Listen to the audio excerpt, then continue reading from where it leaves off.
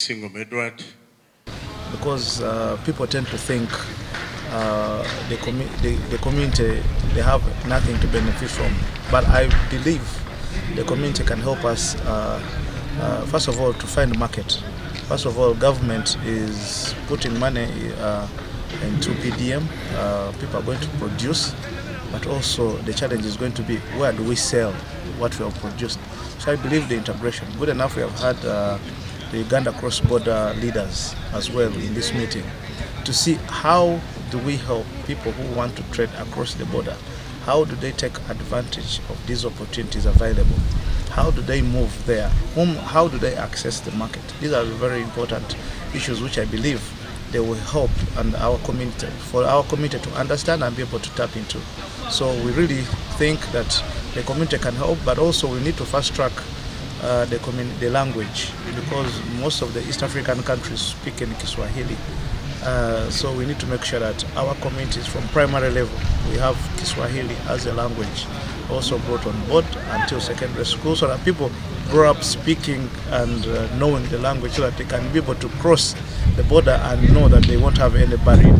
So we believe that working together and strengthening the relationship and also tapping into the market for our products will help the integration much better, because people will see the advantages of this integration once they see that they can trade easily, they can move in and back and take and use facilities which are in the other country which we don't have here. So it will be so meaningful to them.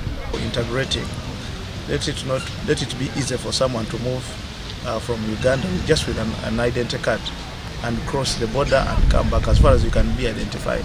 Let it be easier for the goods to cross the border so that someone knows that he can easily go to Congo minus paying a visa for the visa, and also can take the products easily. How best will East African community ensure that its services, programs are accessible to people with disabilities? Secondly, on the issue of employment,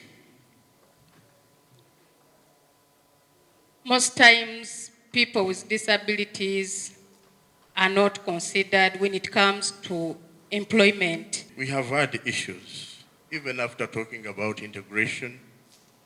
These countries, Southern Sudan, we have had our people mistreated at the border of Southern Sudan.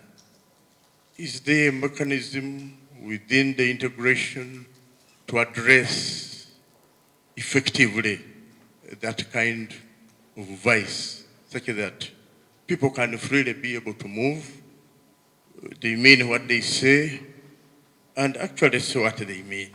Rights of establishment. We've had issues to do with the monetary union.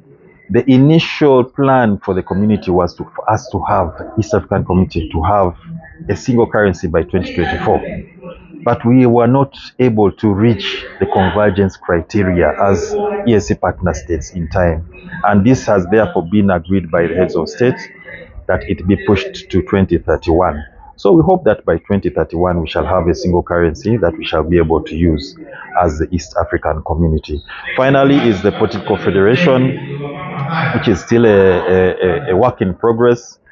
Some of our partner states have already conducted national consultations on the process of developing a constitution for the East African community, but there are those who have not yet conducted that process, and this has held us back a little bit. However, the heads of state again have agreed that that those countries that are ready can proceed, and the drafters of the constitution should be able to develop a draft, and this will be shared with partner states.